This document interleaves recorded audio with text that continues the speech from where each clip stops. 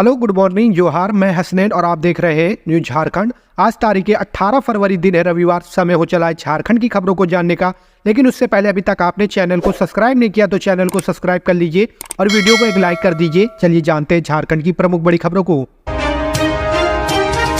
झारखंड में कैबिनेट विस्तार के बाद कांग्रेस में फूट, 12 विधायक नाराज, 8 दिल्ली रवाना। बसंत सोरेन के मनाने पर भी नहीं माने।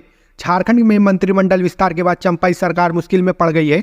कैबिनेट विस्तार में मंत्री पद नहीं मिलने से कांग्रेस के 17 में से 12 विधायक नाराज है। नाराज विधायकों ने 2 दिन में 3 बार बैठक की। 8 विधायक फ्लाइट से दिल्ली रवाना हो गए। नाराज 12 कांग्रेसी विधायकों में से 8 ने शनिवार शाम को बिरसा चौक स्थित रासो होटल में 3.5 घंटे तक बैठक की। हेमंत सोरेन के भाई और चंपाई सरकार के मंत्री बसंत सोरेन इन विधायकों से मिलने पहुंचे, लेकिन बात नहीं बनी।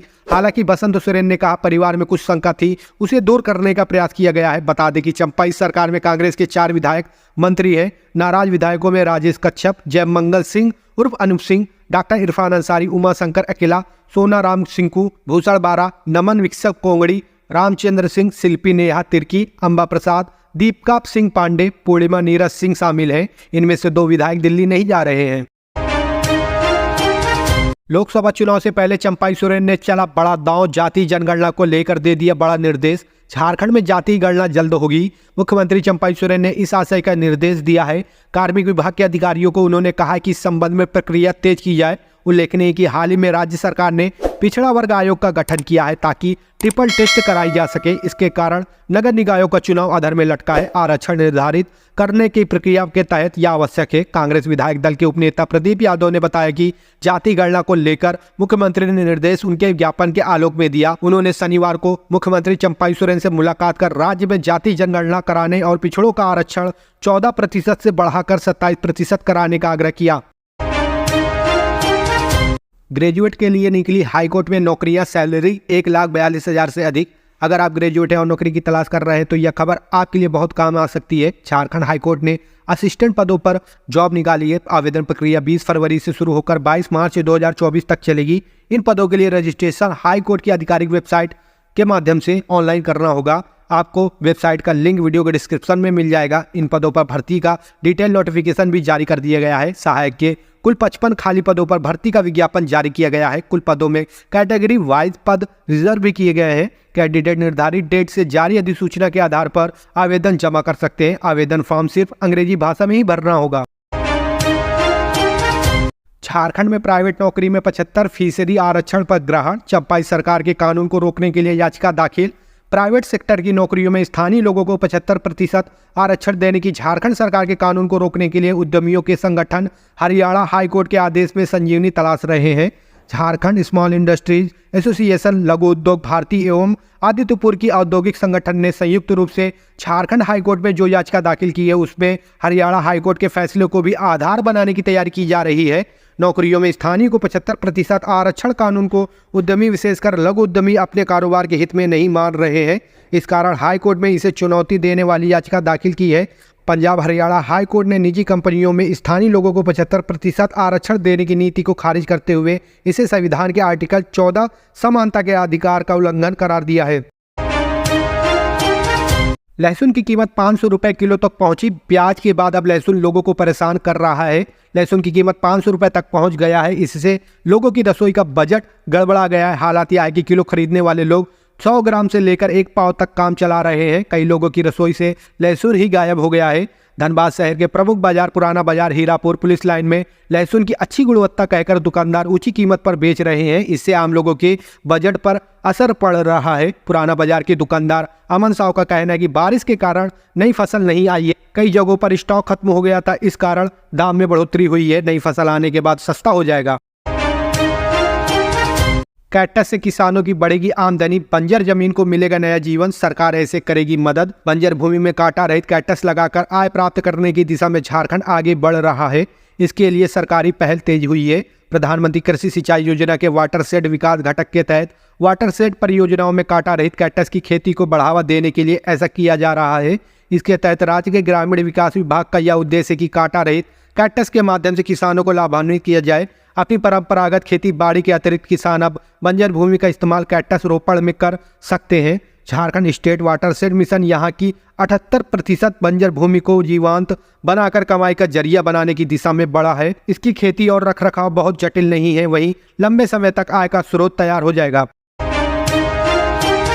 रांची में सांप्रदायिक हिंसा शोभा यात्रा पर पथराव के बाद जमकर हुआ बवाल, धारा 144 लागू। रांची के नगड़ी के मेन रोड में प्रतिमा विसर्जन शोभा यात्रा के दौरान शुक्रवार की शाम जमकर बवाल हुआ। दो पक्ष के लोग आमने सामने हो गए। इस दौरान पूरा इलाका रणछेद बन गया। दोनों ओर से जमकर पथराव और लाठी डंडे भी चले। गोली चलने की भी बात सामने आ रही है। हालांकि पुलिस ने फायरिंग की पुष्टि नहीं की है। इस घटना में दोनों पक्षों की ओर से आधा दर्जन से ज्यादा लोग जख्मी हुए हैं। घटना के बाद रांची जिला प्रशासन की ओर से नगड़ी अंचल क्षेत्र में अगले आदेश तक निषेधाज्ञा लागू कर दी गई है।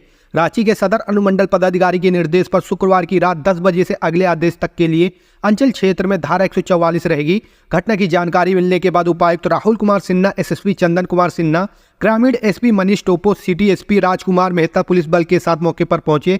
बेकाबू भीड़ पुलिस से भी उलझ गई। इसके बाद पुलिस को लाठीचार्ज करनी पड़ी। घटना के दौरान भीड़ ने 1 दर्जन से ज्यादा वाहनों की तोड़फोड़ की, साथ ही राहगीरों के साथ भी मारपीट की गई।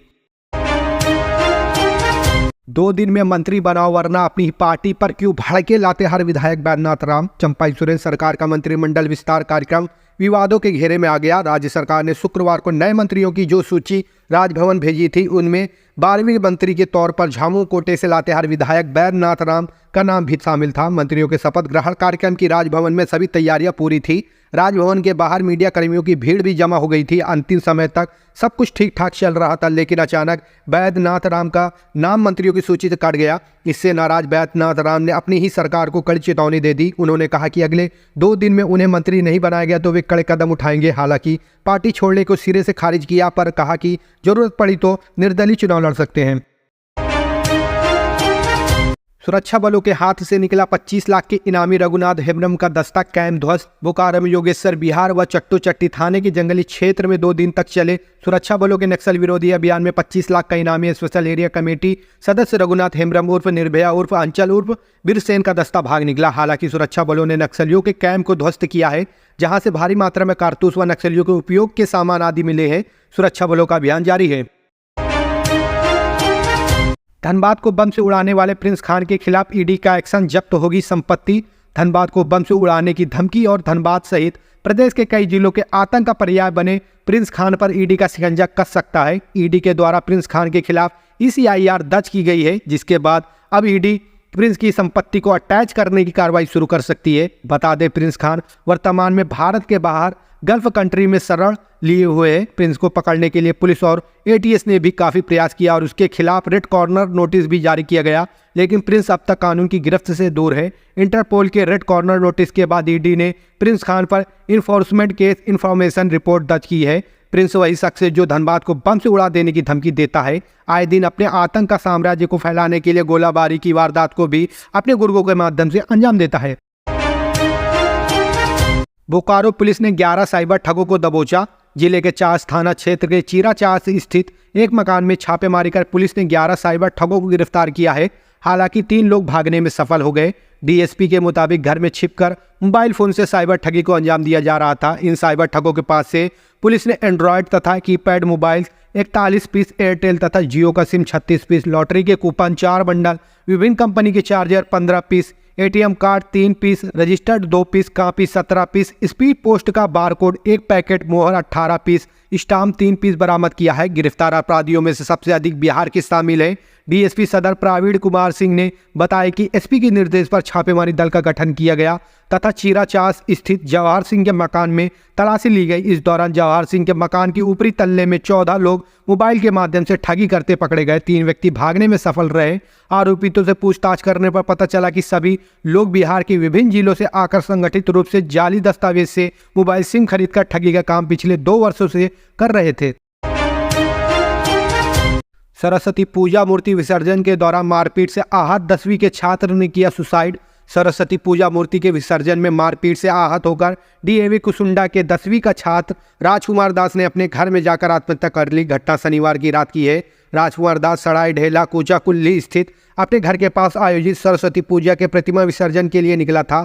रात के करीब 10:30 बजे उसके साथ मोहल्ले के कुछ युवकों ने मारपीट की। मृतका के पिता किशोर कुमार दास ने बताया कि मोहल्ले के समक्ष उनके बेटे के साथ हुई मारपीट की घटना से वह काफी प्रताड़ित महसूस कर रहा था। घर लौटने के बाद वह अपने कमरे में चला गया, फिर उसने दरवाजा बंद कर लिया। परिजन जब उसे खाना खाने के लिए बुलाने लगे तो राजकुमार को मृत पाया।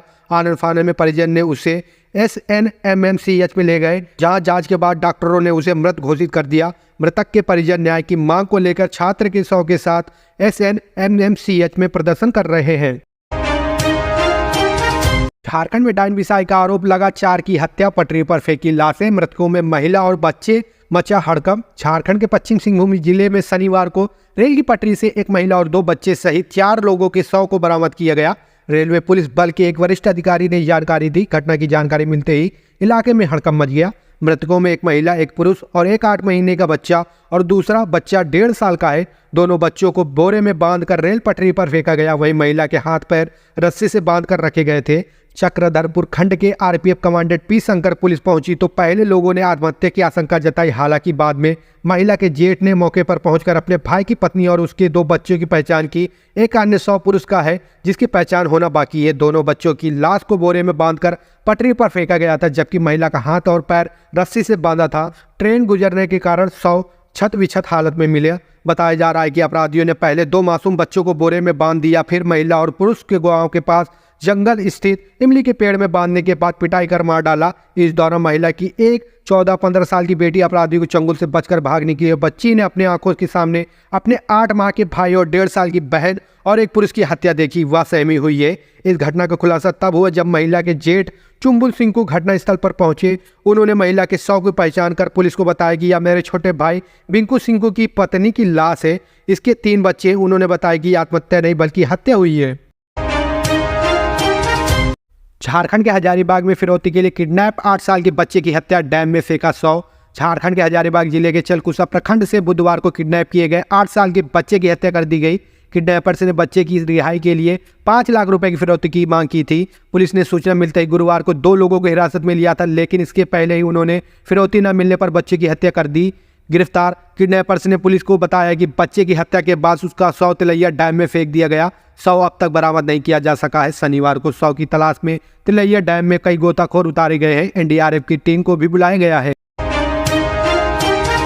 रांची स्कूल में तिथि भोजन हुआ या नहीं, जिले ने नहीं दी सूचना। झारखंड के सरकारी स्कूल में विशेष अवसरों पर तिथि भोजन कराने की व्यवस्था है। जिले को आयोजन के बाद रिपोर्ट देनी थी। बावजूद इसके 2023-24 शैक्षणिक सत्र में इसका आयोजन स्कूलों में हुआ या नहीं, इसकी जानकारी स्कूली शिक्षा व साक्षरता विभाग को नहीं है। किसी भी जिले ने इससे संबंधित रिपोर्ट शिक्षा विभाग के मध्याह्न भोजन प्राधिकरण को नहीं दी है। MDM प्राधिकरण की निदेशक किरण कुमार पासी ने इसे गंभीरता से लिया है। उन्होंने सभी जिला शिक्षा अधीक्षकों को निर्देश दिया है कि जिला का नाम, तिथि भोजन के आयोजन की तिथि, कुल विद्यालयों की संख्या, लाभान्वित छात्रों की संख्या, विशेष भोजन का वितरण, समुदाय व्यक्ति द्वारा उपलब्ध कराए गए विशेष भोजन का विवरण और उपलब्ध कराए गए भोजन के खर्च की जानकारी दें। भारत बंद और आम हड़ताल के समर्थन में मजदूर यूनियन ने रांची में निकाला मार्च। रांची सैनिक बाजार से संयुक्त किसान मोर्चा और संयुक्त केंद्रीय ट्रेड यूनियन के आह्वान पर भारत बंद और आम हड़ताल के समर्थन में किसानों मजदूरों ने मार्च निकाला।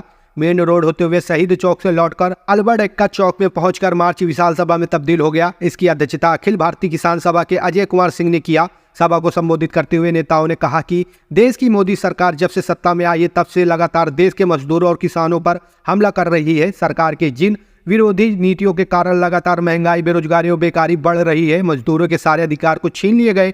किसानों के साथ वादा खिलाफी देश के प्रधानमंत्री ने किया। न्यूनतम समर्थन मूल्य की गारंटी की कानून बनाने के लिए, स्वामीनाथन आयोग की सिफारिश को लागू करने के लिए, ट्राइबल लोगों के विरोध में बनाए गए काले कानून को वापस लेने के लिए दिल्ली में लाखों किसान दिल्ली कूच कर रहे हैं, तो मोदी सरकार सड़कों पर कील ठोक रही है। सभा में अखिल भारतीय किसान सभा के झारखंड के महासचिव महेंद्र पाठक, भारतीय खेती मजदूर यूनियन के राज्य सचिव इम्तियाज खान, संयुक्त किसान मोर्चा, केंद्रीय ट्रेड यूनियन एवं महागठबंधन के सभी साथी उपस्थित थे। हेमंत सोरेन के मामले में आया नया मोड़, ईडी के रडार पर ये जमीन कारोबारी व्हाट्सएप चैट में। जमीन घोटाले मामले में मनी लॉन्ड्रिंग के तहत जांच कर रही ईडी के अधिकारी हर दिन जमीन घोटाले से जुड़े गवाहों व संदिग्धों से पूछताछ कर रहे हैं। पिछले दिनों रांची के कोकरा अयोध्यापुरी निवासी जमीन कारोबारी सा झामू नेता रमेश गोप के ठिकानों पर ईडी को मिले जमीन से जुड़े दस्तावेजों की जांच जारी है। बताया जा रहा है कि बहुत ही जल्द रमेश गोप को भी ईडी समन करेगी और उनसे पूछताछ के लिए बुलाया जाएगा। इतना ही नहीं, रमेश गोप के सहयोगियों कारोबारियों पर भी ईडी की नज़र है। जब्त दस्तावेजों में जो भी संदिग्ध सामने आएंगे उनसे पूछताछ की जाएगी।